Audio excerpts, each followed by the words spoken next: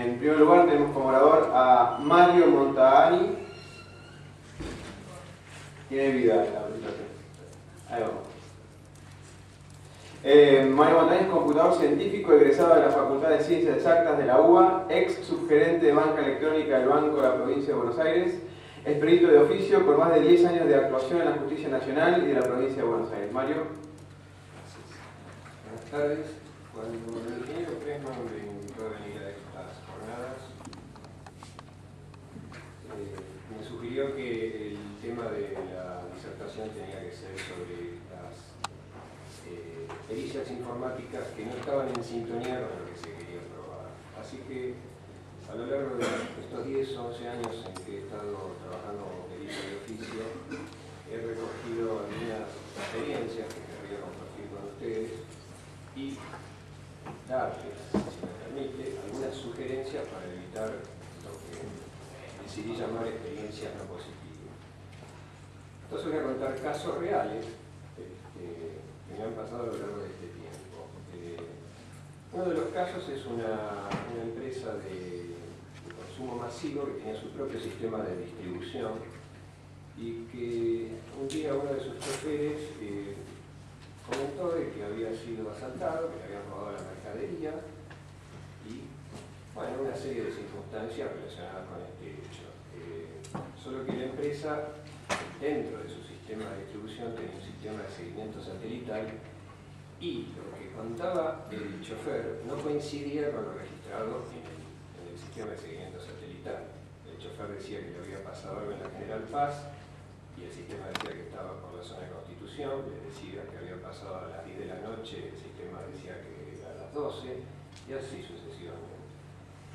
Bueno, cuando llegó el momento de hacer la pericia informática, era una pericia relativamente sencilla. La empresa había juntado como prueba documental planos de Buenos Aires con la ubicación del móvil, registros de paradas y otros datos por el estilo, los cuales tenían que ser constatados con la información que estaba en el sistema. Bastante sencillo. Solo que cuando fuimos a ver el sistema, eso que está ahí es textual lo que dijo la gente de sistemas. El sistema no era el mismo, cuando pregunté no, pero el que tenemos que ver es otro. El sistema se discontinuó el año pasado y no guardamos nada porque era tan viejo. Por supuesto que los abogados se desatinaron en ese momento. O sea que lo que era una prueba sólida desapareció en 5 segundos. No quedó nada de esa prueba. Las otras no sé. Esa desapareció como por arte de magia. Entonces, ¿cuál es la sugerencia que se puede hacer? La sugerencia es asegurarse de que las pruebas van a estar disponibles en el momento que se van a necesitar. Hasta puede parecer simplón, puede parecer hasta infantil, pero muchos de estos casos se repiten a lo largo del tiempo y en distintos ámbitos. Hay que pensar de que la gente de sistemas tiene sus propios tiempos de cambio de equipo, de cambio de sistemas operativos, de reemplazo de aplicativos, que no son siempre los tiempos de las demandas judiciales o de los tiempos con que se maneja la justicia. Entonces, el asegurarse que en el momento en que se necesiten las pruebas estén disponibles es elemental, pero es esencial, y no siempre se cubre. Por supuesto que a veces está el otro caso, donde la parte interesada en no conservar las pruebas es la que es la dueña del equipamiento, la dueña de los sistemas. Tengo otro caso en que, por ejemplo, todo lo que había pedido una de las partes, que era la actora, prácticamente no había nada. Se habían discontinuado los equipos, se habían cambiado los servidores, se habían cambiado los sistemas operativos. Milagrosamente se habían guardado únicamente las cosas que le interesaba probar a la parte demandada. Pero bueno, esos son picardías de los abogados que el perito no tiene nada que hacer en eso. Otro caso porque una de las cosas que les quiero comentar es que estos casos se van repitiendo a lo largo del tiempo, con distintas condiciones y con distintos actores, pero cada tanto aparecen de vuelta. Uno dice, bueno, esto pasó hace 10 años, hoy no pasa. Bueno, sí, a lo mejor pasó hace 10 años, pero la última vez pasó hace un año. Por ejemplo, lo que yo llamé el caso 2,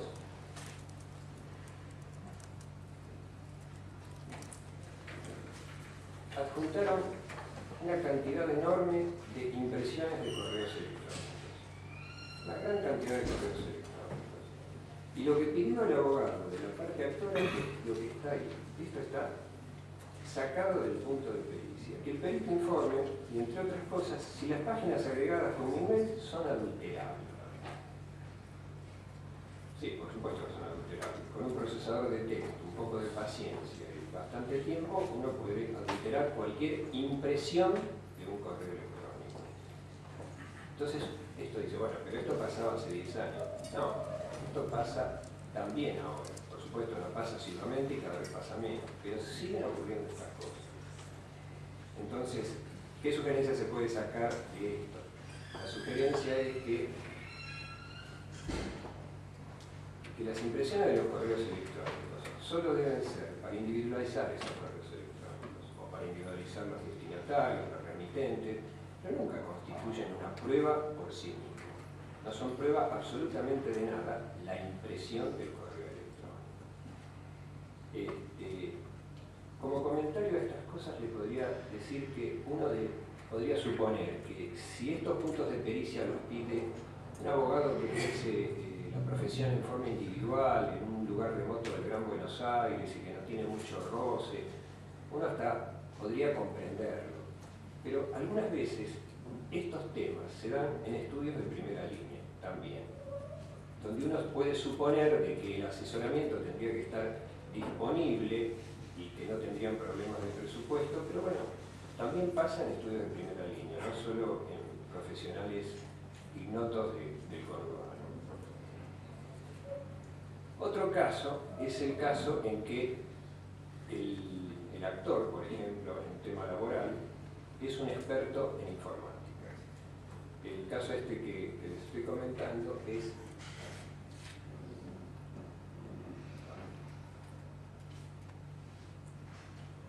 la persona esta era el supervisor de seguridad informática de una empresa, de una pyme.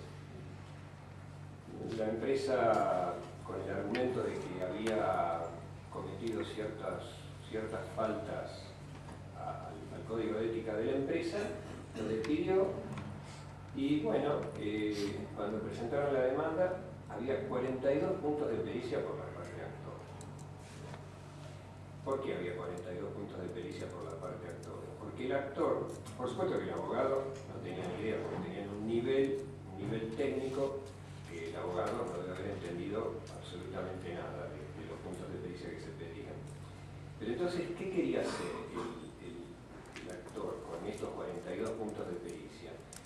El actor quería demostrar algo después de un paseo turístico por todo el sistema de la empresa y por todos los esquemas de seguridad que tenía la empresa y por cosas que no tenían absolutamente nada que ver con lo que en realidad quería probar el abogado de la parte actora. El tema es que, bueno, el actor participó de la concreción de los sistemas de seguridad de la empresa en un determinado momento.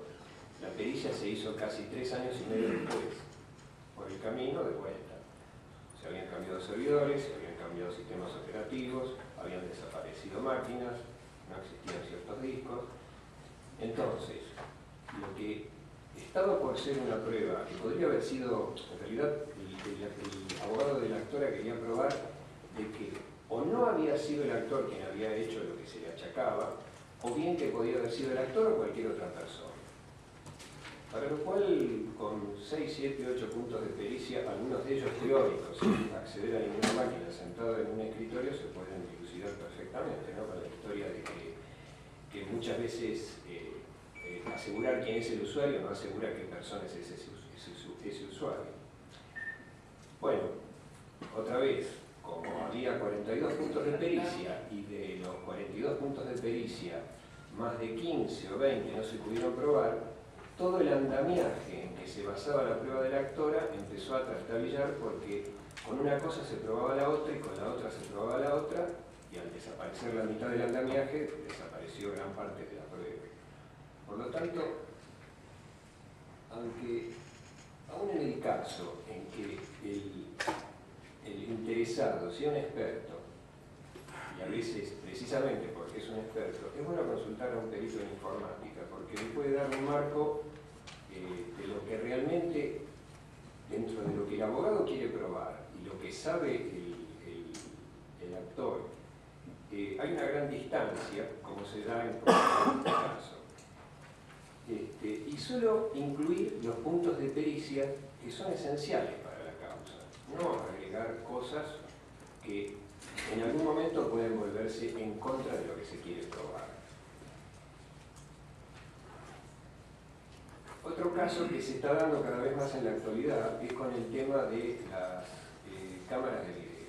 La mayor parte de las cámaras de video, ya desde hace rato, graban en formato digital, en discos, en CDs.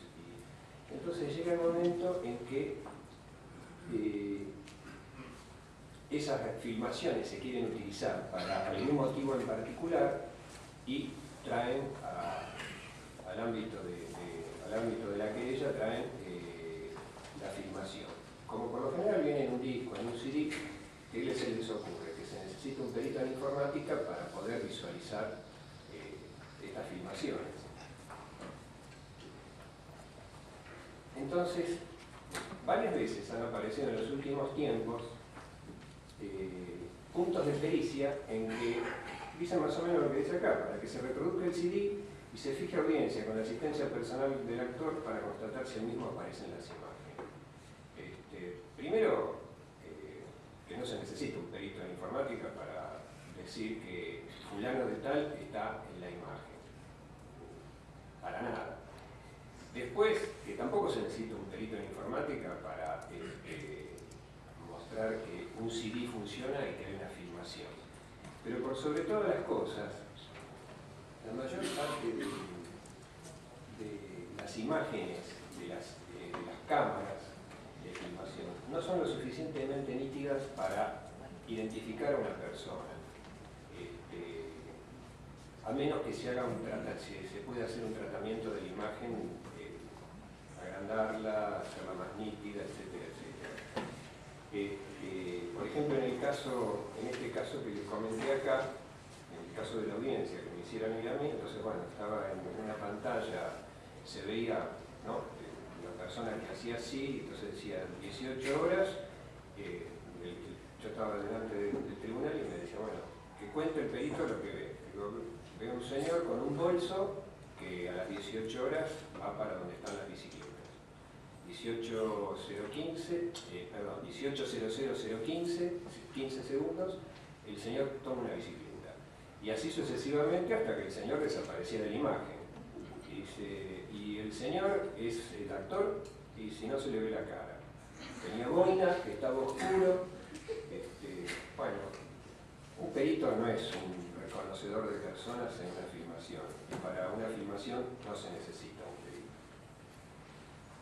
Otro caso es cuando, esto por lo general se da en las empresas grandes. Las empresas grandes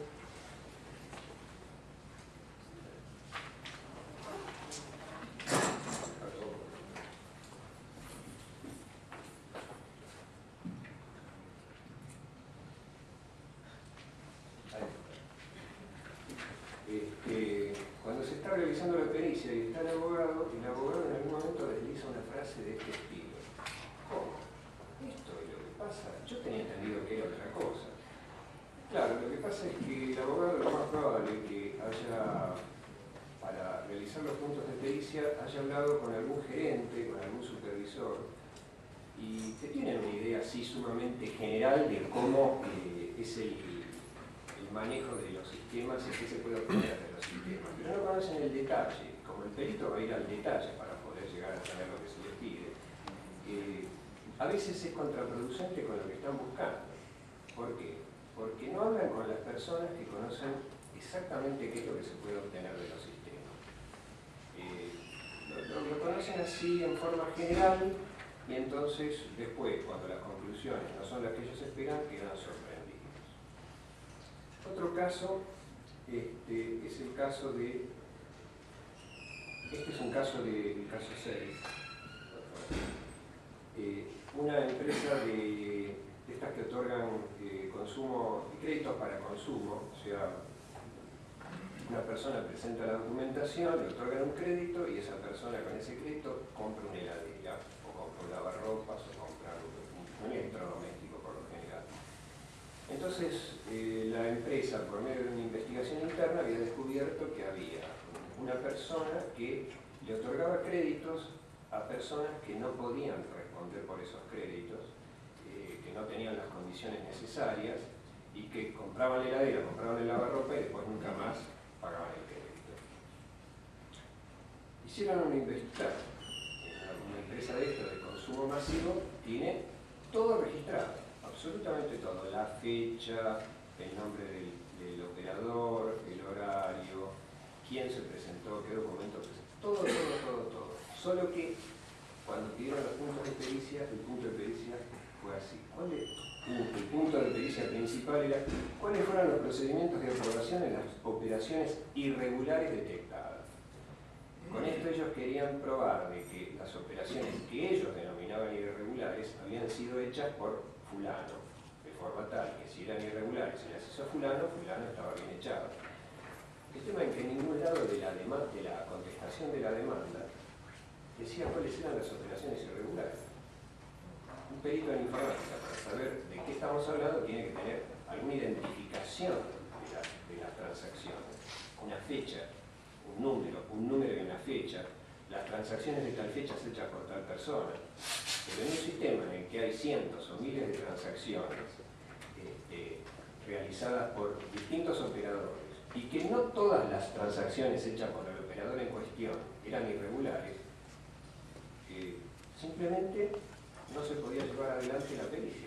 La pericia se murió y, por supuesto, impugnaron 3 o 4 veces hasta que el juez la cortó.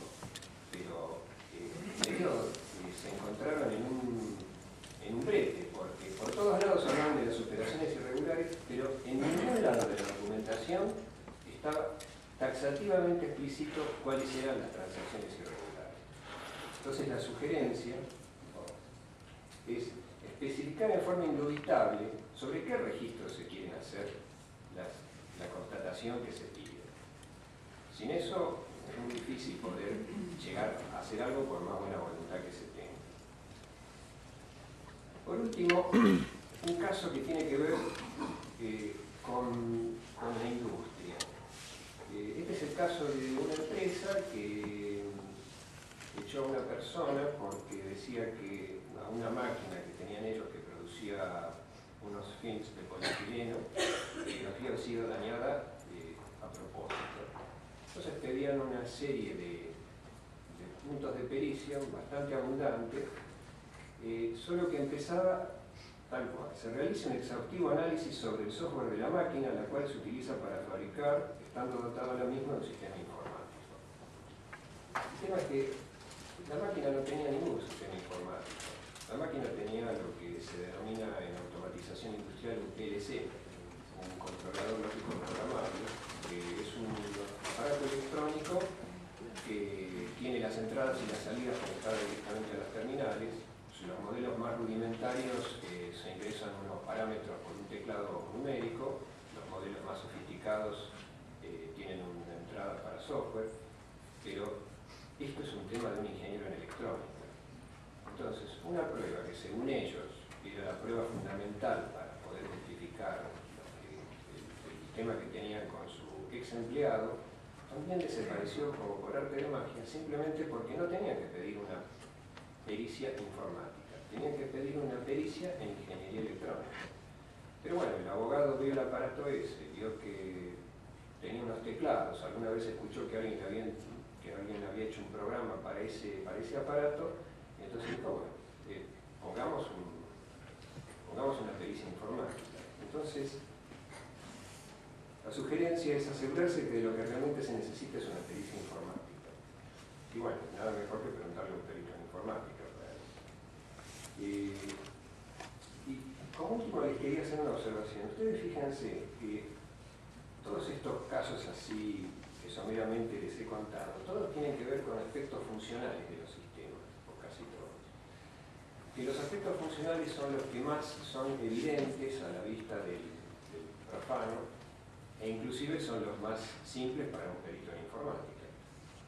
Así que, si en muchos de estos casos la presencia de un perito en informática es importante, fíjense cuánto más, ya no importante, sino imprescindible, es la presencia desde el primer momento de un perito en informática cuando hay de por medio casos de informática forense, como los que se escucharon esta mañana, como los que describió Gustavo.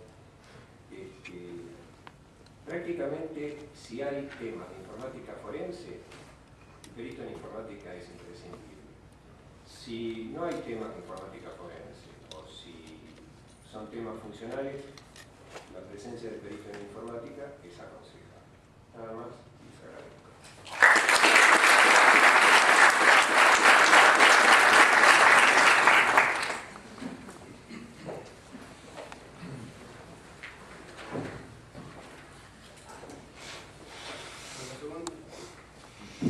Nuestro segundo orador es Darío Piscirilli.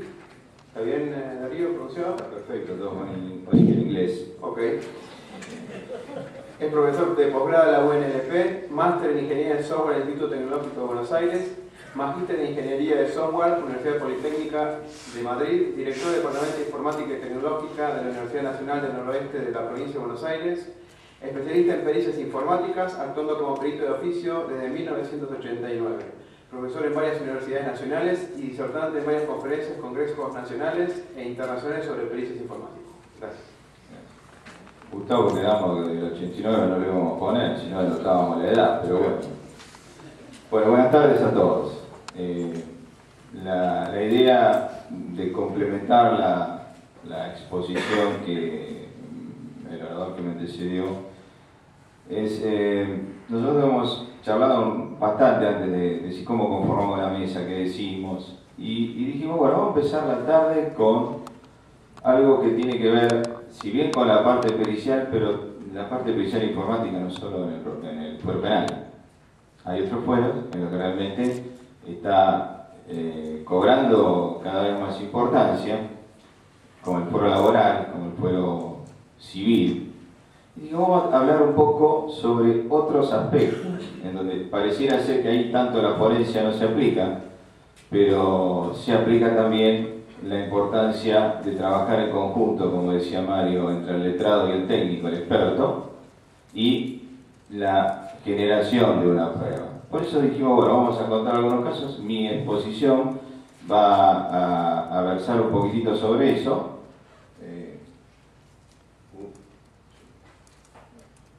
Tiene un virus ese. Te lo manejo yo, te lo manejo. Ahí está. Esa es la primera. Dijimos, para nosotros es importante lo que tiene que ver con la preconstitución de la prueba.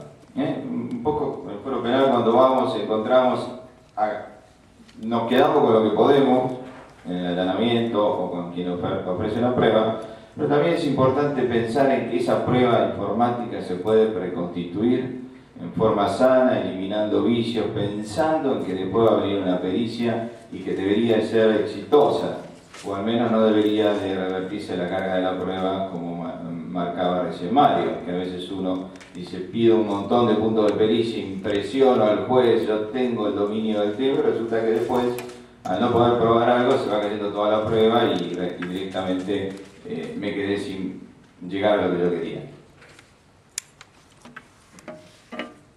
Bueno, la transparencia anterior era temario.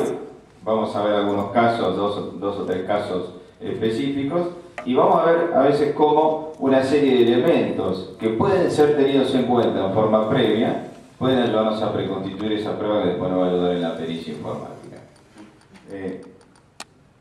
Básicamente lo que ponemos allí, bueno, es una lista de cosas que hay que hacer, proceder de inmediato.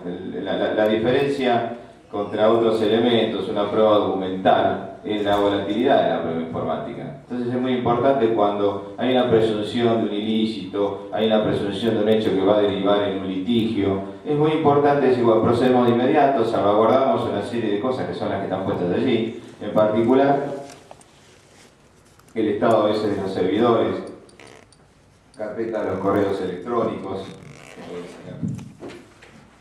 carpeta de los correos electrónicos, archivos de datos, el estado original de los correos. Esto es importante desde el punto de vista de que nosotros en algún momento, para poder probar lo que queramos, tenemos que recrear un escenario. Y es un poco lo que decía Mario, a veces, no, yo no guardé nada, pasó tanto tiempo, ya cuando está llegando la justicia es tarde, algunos dicen la justicia tarde pero llega, bueno, en definitiva, no guardé nada, no puedo ir probando. Es fundamental que se preserven esos elementos. También es fundamental a veces resguardar el estado físico de ciertos elementos o componentes como los discos rígidos. A veces hay puntos de pericia como los discos rígidos fueron cambiados, el perito diga si los discos rígidos fueron cambiados.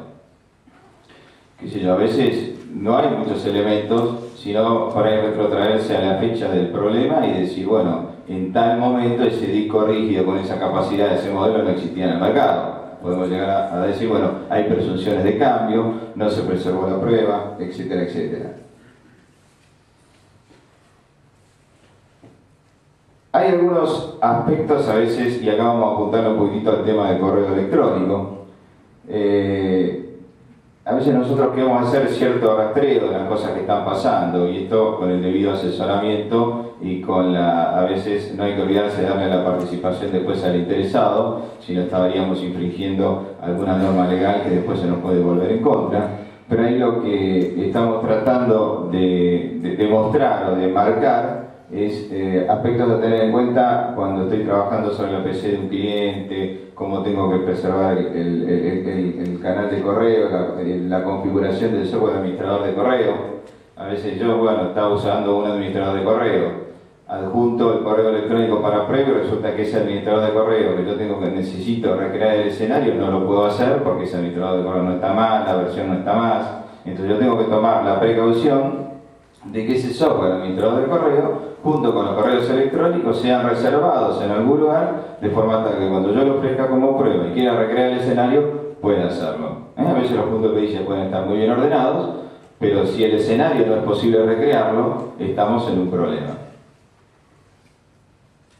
Dentro de decir, bueno, cuáles son los elementos, hoy en día mucha de la problemática en el foro civil, en el foro laboral, inclusive obviamente en el penal, está dando vueltas sobre el correo electrónico. Es un medio probatorio, no es un medio probatorio, puedo recrear ese escenario. Estos son elementos a veces que es importante ir resguardando. Uno no sabe, dice, yo resguardo el correo electrónico, el papel. Ahí yo estoy viendo casos en el foro laboral donde vieron los correos electrónicos a veces están nominados. Dice José Pérez, pero no, en la impresión no aparece el dominio, José Pérez del banco, qué sé yo, Santander Río, eso no aparece. Entonces a veces cuando no aparece y el digital no se puede obtener, ¿qué hace el abogado de la parte? Lo niega como prueba que eso no pertenece al dominio de la empresa. Por lo tanto, lo que puede decir ese email nunca salió, nunca entró, nunca le perteneció a la persona cuando era empleado de la empresa. Entonces a veces es muy importante este tipo de cosas, depende del administrador de correo que se utilice. Ahí, por ejemplo, hay un sencillo ejemplo, un PCT, resguardar un PCT permite, junto con lo que hablábamos de la configuración de correo, recrear un escenario. Y recrear un escenario a veces, si yo estoy buscando un correo y tengo, por ejemplo, un PCT, me va a permitir recrear la cronología. Y recrear una cronología permite, de alguna forma, agregar indubitabilidad a la prueba que se está haciendo, a la prueba digital, frente a la documental que yo quiero probar. Entonces, este tipo de cosas a veces es importante, pero hay que tenerlo en cuenta en forma previa. Por eso está dentro del marco de la preconstitución de la prueba. Este es otro de los aspectos de decir, bueno, yo voy a guardar el email, imprimo. En realidad, sí, lo último que está bajo el cuerpo del mensaje lo imprimo y guardo, pero también hay que guardar una serie de datos como los que están allí. La IP de origen, digamos, la dirección física donde se originó, datos como fecha, hora, y todas esas que son aspectos técnicos. La idea no es profundizar estos aspectos técnicos, sino advertir Lo que estamos en informática, obviamente esto es redundante explicarlo, pero a los letrados, o digamos los que tienen perfil jurídico, es importante que sepan, y esto abona y ayorna lo que decía Mario, hoy en día, en realidad cualquier pericia, pero llega tarde la informática para pensar que es otra de las disciplinas en las que se tiene que trabajar en conjunto, el letrado con el técnico, con el experto, para poder pensar en ese momento que se haga la pericia que sea exitosa. Cuando hablamos del fuero penal, obviamente por ahí el letrado no es, sino es el juez. Y acá, bueno, estábamos hablando de tanto peritos de oficio como peritos oficiales. Acá estamos, digamos, la función de Mario, la mía, fueron peritos de oficio, y unos oradores que nos antecedieron, peritos oficiales. Ya la cosa ahí es distinta. Bueno, y también es otra de las buenas prácticas, digamos, este concepto, este tipo de tareas que son repetitivas ya y que se van perfeccionando, está conformando gradualmente un set que se llama de las buenas prácticas para hacer una pericia. Y bueno, dentro del marco de las buenas prácticas tengo que guardar el PDF, sé que no tengo que guardar solamente el papel, sino el digital de un correo, y también estos datos. A veces hay planillas de cálculo o hay documentos Word o documentos de texto que están asociados a un correo. Yo me olvido de imprimirlo. Imprimí el correo, en el correo dice hace referencia al documento adjunto, el documento adjunto no lo tengo. ¿Sí? Esas son cosas importantes a tener en cuenta cuando yo quiero ir preservando una prueba para después recrear el escenario y que cuando la pericia se haga se encuentre lo que uno busca. Si yo digo, hay un archivo adjunto y ese archivo adjunto no lo guardo, no lo preservo, bueno, la pericia va a ser inconclusa, por lo tanto no voy a poder probar lo que quiero. Y hay sistemas, digamos, esto se usa mucho en el fuero laboral. A veces cuando uno va a buscar una prueba, a crear una prueba, está bien, está el tema del correo, pero a veces lo que se intenta probar es si el empleado estuvo o no estuvo, y en qué horario estuvo, y si estuvo él. Entonces, a veces nos tenemos que apoyar en los sistemas. Ya no estoy hablando del correo, sino del sistema, el software que complementa y que administra a veces la gestión que hace un empleado. Y cuando hablamos de software, a veces los sistemas que los informáticos diseñamos pueden dejar algún tipo de trazabilidad, algún trace de cuando, ahí pusimos log de los sistemas, login y logout.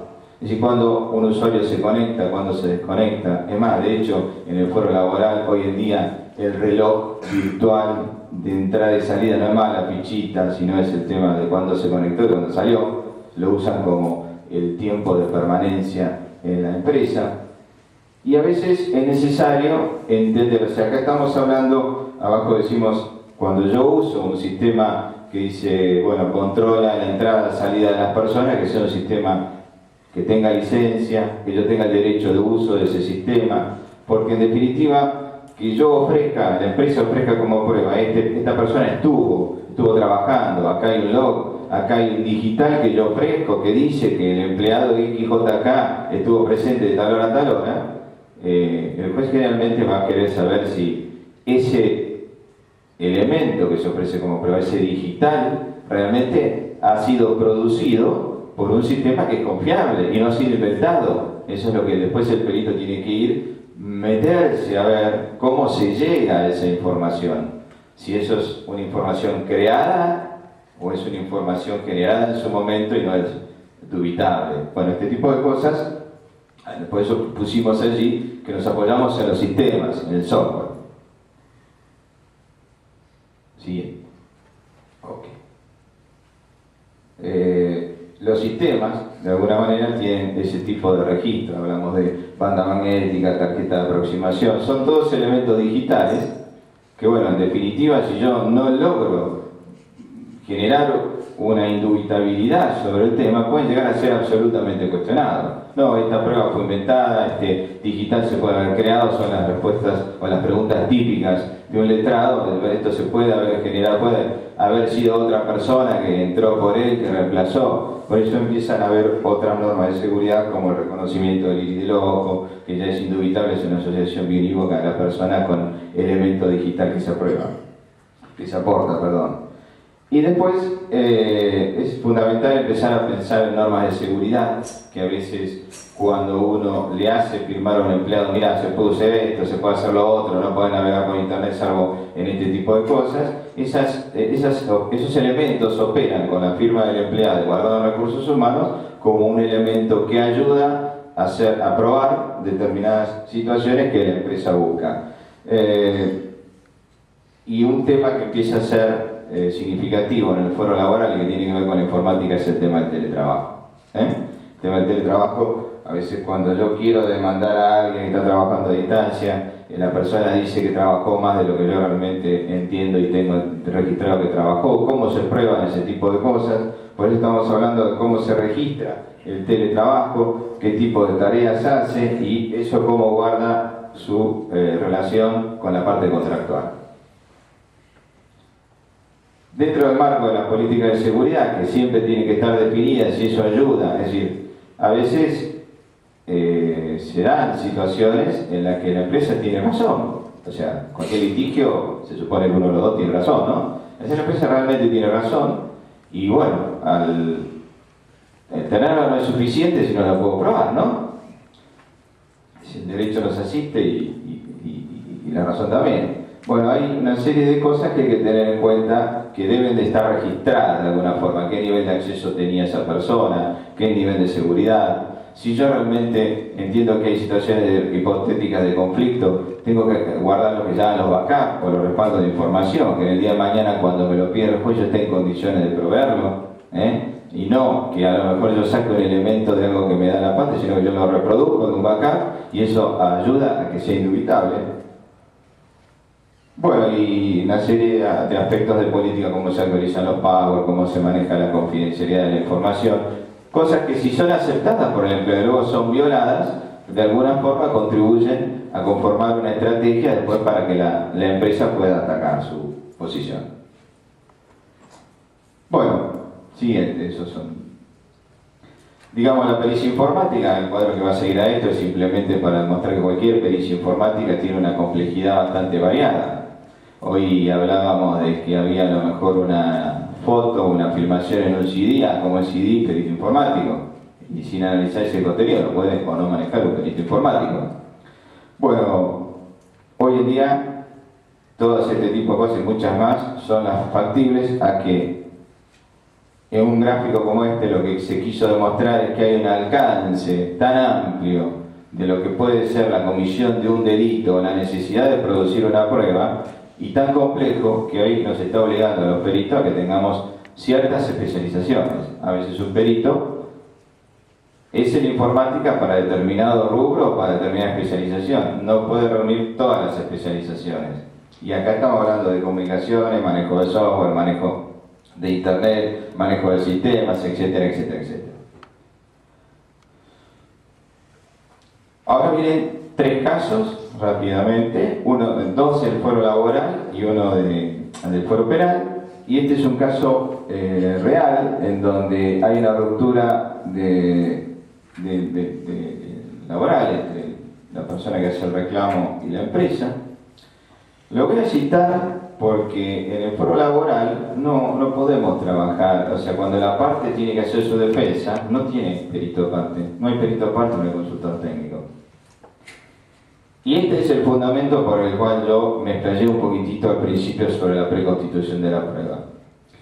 La estrategia en el foro laboral de la defensa o de la demandada, o también de la actora, es preparar muy bien toda la prueba, porque después va en suerte el perito de oficio que toque. Y acá vamos peritos de oficio, no peritos oficiales. Perito de oficio lo nombrado para ese tema. Entonces hay que pensar bien cómo se prepara y de alguna manera lo cito porque si tengo, digamos, alguna experiencia, pero otra experiencia que yo tengo, no vi hasta ahora, y puede suceder que empiece a aparecer, que se realiza un informe técnico previo. Ese informe técnico, que en este caso me tocó realizarlo a mí, la parte me contrasta, me dice, mirá, me pasó esto y esto, hay una injuria por email, obviamente hice todo el proceso con él, nos sentamos frente a la computadora, era un webmail, accedimos, trabajamos con un escribano donde no dio fe técnica, pero dio fe de que los pasos que se hicieron son los que él de alguna manera en el acta notarial reflejó, y además que se imprimieron pantallas en ese momento ante su presencia que él firmó. Se hizo un dictamen técnico, se aportó como prueba. Estamos hablando de la preconstitución de la prueba. Eso tuvo dos efectos positivos. El primero, que de alguna manera tuvo una prueba bien sustanciada, con una credibilidad interesante, que el juez admitió, puede haberla rechazado, la admitió. Pero no solo la admitió, sino que ordena la pericia para confirmar lo que ese informe técnico decía. O sea, la pericia de oficio consistió en validar ese informe técnico. Fíjense ustedes, ¿cuál es la estrategia allí? De alguna forma se dirigió a la pericia. Y esa es la parte importante en cuanto a la estrategia. Lo significativo del caso es que el juez, en su fallo, menciona el informe técnico, que obviamente me citaron a mí para que viera el informe técnico, reconociera mi firma y de esa manera validamos técnicamente, legalmente el informe técnico. Pero en el fallo cita el informe técnico de la persona que asesoró a la parte y que no pudo, por supuesto, actuar ni como perito porque no le cabía, ni como consultor técnico porque el fuero no lo permite. Los datos básicamente son los siguientes. Esto es simplemente para que vean que es un caso real, son los datos, un caso relativamente reciente, tiene 2 años. Ahí está el actor, pones el planteo y la siguiente muestra en qué se basa ahí cómo se basa. Dice que la pericia en sistema de FOJA 263, y la parte que yo les digo se dirigió un poco a la pericia porque en este caso fue un perito, lo que hace es reproducir, a ver si era posible lo que se decía en el informe técnico. Dictamina la autenticidad de los mails. Fíjense ustedes, acá estamos siendo muy taxativos, autenticidad de los mails, ¿no? O correos electrónicos intercambiados. Lo que se encuentra confirmado a su vez con la declaración, en este caso mía, quien reconoce a FOJA 5977 del cuadernillo orante, o sea, ese es el informe técnico. FOJA 5977 es el informe técnico. Si vamos a ver en esa causa la pericia y vamos a ver el informe técnico, son casi iguales. Y esto no es por desacreditar la pericia. La siguiente, si no van a pensar que es la propaganda de uno que... La siguiente, ahí está. Es decir, no para desacreditar la pericia, sino simplemente para ver a veces cómo, bien elaborado en forma previa, bien pensada la estrategia, ayudamos. Ayudamos a que lo que se quiere probar se pruebe, no le complicamos la tarea al juez y no se la complicamos a los que quieren probar lo que quieren probar. Pero también están de los otros. Ahora viene el caso 2. Y acá me apoyo un poco en lo que Mario comentó, si es también en el fuero laboral.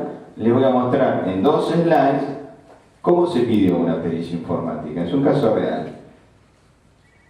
Acá no cito, por la duda, para no herir alguna susceptibilidad, detalles del letrado, pero el letrado pide así los puntos de pericia. Típica pregunta, si los sistemas informáticos pueden ser violados. Típica pregunta para arrojar la duda. Mi defendido no fue. No voy a leerlo todo, pero ustedes que lo tienen presente están leyendo y a lo mejor, cuando llegan, por ejemplo, fíjense en el tercer punto, si la fecha que figure, esto es textual, lo transcribí textualmente, si hay un error de redacción, no es que me desayuné con whisky a la mañana y lo escribí así. Si hay algún error de redacción o un tema de redacción, atenta contra la calidad del punto pericial, pero es así. Si la fecha que figura en sistema de baja, dejando sin acceso claves y password, puede ser dada de baja, por ejemplo, un día 13 y hacer parecer en el sistema como que fuera un día 2. ¿Qué queremos pedir ahí? Ahí el perito empieza a pensar de qué se disfraza para responder. Pero además tiene que responder algo que satisfaga el punto de pericia de forma tal que después no se lo impugnen, o porque emite un juicio de valor, o porque se va fuera del punto de pericia, o porque no responde a lo que se le pide. Hay que adivinar acá lo que se pide. ¿Sí? La siguiente, también tenemos puntos que el último, por ejemplo, explique el experto el test técnico empleado y pasos dados en cuanto a los sistemas, estadios operativos.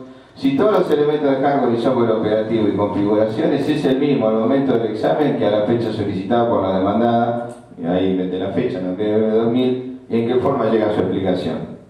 Acá también tuvimos que adivinar qué me piden. En realidad, esto tiene relación y se sincroniza con algunas de las cosas que hemos planteado, que yo he planteado antes cuando digo, bueno, tenemos que preservar el escenario. Y el escenario, en ese caso, fue preservar que la configuración que estaba vigente en determinado momento se podía probar que era la misma o que había cambiado, depende de lo que se quiera. Pero al menos elementos, es decir, una factura de compra de que se compró equipamiento, de que hubo una consultoría de instalación de migración de un sistema operativo, por lo menos para demostrar que no era el mismo, y si no era el mismo yo no puedo seguir adelante con la pericia. O demostrar de alguna forma que era el mismo y puedo ejecutar esa pericia. Esto tiene una pequeña particularidad. Son varios puntos, no tanto como los 42 que vos mencionaste, Mario. Igual a mí me han tocado pericia de 256 puntos. Así que ahí. Pero el tema es la particularidad de que quien lo pidió, o mejor dicho, el foro laboral, el que había sido despedido, era el jefe de seguridad informática del organismo. Donde se supone que el dominio del tema debe de estar expresado en esos puntos de pericia. Podemos llegar a decir, si el dominio era como están los puntos de pericia, tenía razón por haberlo echado. Pero bueno, caso 3, estamos hablando ahora de un caso en el fuero penal, donde había un tema de propiedad intelectual, donde se había secuestrado programas. Acá voy a resaltar digamos, un punto importante en cuanto se recolecta la prueba, y la particularidad es que una vez que se levanta la prueba se tiene que comparar con los elementos depositados en la Dirección Nacional de Derecho de Autor, y que esto es importante, que digamos, los que somos informáticos no, pero los letrados a veces se olvidan de actualizar la versión de software en la Dirección Nacional de Derecho de Autor, y cuando queremos probar algo resulta que lo que encontramos contra lo que queremos probar, lo que está almacenado o archivado, no es la versión última, entonces la probanza no es muy efectiva. Acá en este caso hubo intervención en el allanamiento. Los colegas que me precedieron, los oradores, hicieron siempre hincapié en la importancia de intervenir en el allanamiento, porque ayuda a veces a qué es lo que se quiere secuestrar. Por eso, el segundo párrafo, se obtuvo información clave. Esto es, bueno, técnico, estamos hablando de un sistema en COBOL, pero cuando se concurre el allanamiento, el perito ve elementos que son importantes, como que el computador estaba, digamos, emitiendo un listado de compilación, prueba de ello que estaban los fuentes allí, y lo que se quería de alguna manera probar es que esa empresa tenía los fuentes. Bueno, el tema básico fue, ya tengo los fuentes, yo tengo información, quiero contrarrestarlo con algo válido. ¿Qué es algo válido? Lo que está registrado en la Dirección Nacional de Derecho de Autor, y para eso hubo que, a veces hablábamos esta mañana de los tiempos, ¿no? Hubo que librar un oficio a la Dirección Nacional, hubo que retirarlo, o sea, la Dirección Nacional se los manda al juzgado, el perito lo retira del juzgado, después hubo que decir, bueno, en qué equipo vamos a trabajar, en qué elementos. Todo eso llevó 6 meses y no se había empezado la pericia todavía. Todo esto tiene que ver a veces con la volatilidad de la prueba, la conservación de la misma, la preservación, lo que hablamos de cadena de resguardo, etcétera, etcétera. Vamos a hacer la pericia y básicamente hubo una decisión fundamental de si vamos a chequear línea por línea. ¿Por qué? Porque ya en algún caso lo hacíamos con un software específico, me daba líneas distintas. Me daba que, por ejemplo, había líneas que habían sido eliminadas, me las iba a dar como distintas. Y en realidad, lo que uno analizaba en el punteo, en que, bueno, a ver, hay espacios en blanco que dejó un programador, esos espacios en blanco en el otro programa se repiten, están en la misma posición. Hay líneas de comentarios, a veces los informáticos dejamos algunos comentarios y acá empieza esto. ¿Esos comentarios están hechos en los dos lugares? Sí. ¿Tienen el mismo texto? Sí. ¿Están en el mismo lugar de la lógica del programa? Sí. analizamos los nombres de las variables, uno a veces cuando le da nombre a los datos, le da nombre con una mnemotecnia, y esa mnemotecnia, esas variables, ¿se vuelven a repetir en este otro que secuestramos? Sí. Entonces el resultado obtenido fue que había fórmulas de cálculo, la lógica, la inteligencia del programa era la misma. Es decir, ¿cuál es el primer elemento que el letrado de la otra parte esgrime como defensa? Y claro, ¿cómo no va a ser el mismo si el programador fue el mismo? Lo que pasa es que puede haber sido el mismo programador, pero de ahí a que se encuentre exactamente la misma fórmula, los nombres de las variables, que él se haya acordado que siempre llamó los datos de esta misma manera y en el mismo orden. Por eso los comentarios. Y además, acá, de alguna manera, esto ya ha ido evolucionando bastante, pero en algún momento los jueces decían, si yo tengo más del 80% de igualdad es copia, si no, no es copia. Era un criterio que ahora se han ido refinando, hemos ido avanzando y bueno, si yo me fijo 20 años atrás, cuando empecé mis primeras pericias, realmente debo reconocer que se ha evolucionado mucho gracias al esfuerzo de todas las partes, no solo de los técnicos, sino de muchos letrados que tratan de entender qué se está pidiendo y cómo se está pidiendo, y bueno, tratando de que los casos sean con éxito. El tema fundamental es que se habían eliminado líneas. Entonces, si yo digo, bueno, acuérdense, en ese momento el escenario era 80% igual, es copia más del 80%, si no, no. Bueno, si yo comparaba, había líneas en un código que no estaban en el otro, pero las que no estaban en ese otro código eran líneas que no tenían nada que ver con la lógica, eran comentarios, espacios en blanco, que me iban a dar líneas distintas, pero a la lógica del programa, a la inteligencia del programa no tenía nada que ver. Por lo tanto, había que explicárselo a eso a un juez. Del lenguaje técnico, un lenguaje que se entendiera, porque de lo contrario podíamos estar muy cerca de crear una pequeña falsedad ideológica, de que eran distintos, sí, pero la lógica es la misma. Por lo tanto, la conclusión obtenida fue que el autor en realidad era el mismo. Bueno, bárbaro, sí, lo que decía era el mismo, pero en el mismo momento. O sea que lo que se había hecho era tomar eso y copiarlo y trabajar sobre esa copia. No es que el autor trabajó acá y volvió a trabajar acá y se acordó de memoria, hizo lo mismo, por eso es igual. No, que era realmente una copia. O sea, el sistema secuestrado era el que estaba registrado en la Dirección Nacional de Derecho de Autor, y esto fue puesto en la conclusión, aún a riesgo de que sea observado y impugnado por un juicio de valor, por algo que yo saqué por las dudas, porque señala, al menos los cambios realizados se originaban sobre la copia original y depositada, y esos cambios fueron realizados con aparente idea de disimulo. El perito estaba emitiendo un juicio de valor, pero hubo que explicar el disimulo y por qué las variables en un caso eran iguales y otras no, y por qué las diferencias no atacaban a la lógica del programa. Todo eso es un desafío. Si los informáticos son muy cerca de ser binarios, ¿no? 0, 1, blanco, negro, pero a veces eso hay que explicarlo bien. Sí, hay que ponerlo en la pericia, en el desarrollo, en el método científico que aplicamos, pero después en la conclusión no hay que ser tan informático y hay que explicarlo bien. Y esos son los desafíos que a veces los peritos recibimos, cómo explicar este tipo de cosas. Así que creo que esto ya es lo último, ¿no? ¿Lo siguiente? Ok. Entonces, con esto yo concluyo, por lo menos tratando de reforzar el mensaje que Mario deja. Hoy en día, la pericia informática es totalmente, o tiende a ser interdisciplinaria. ¿Interdisciplinaria? ¿Por qué? Interdisciplinaria, porque hay que trabajar a veces con otros peritos de otras disciplinas. Por ahí, el tema de ver si una llamada telefónica, como me ha tocado en algunos casos, en un digital que me dieron estaba registrada bien, lo puedo hacer, pero si esa llamada realmente fue efectuada, no sé si yo lo puedo decir y no tiene que intervenir un perito en comunicaciones.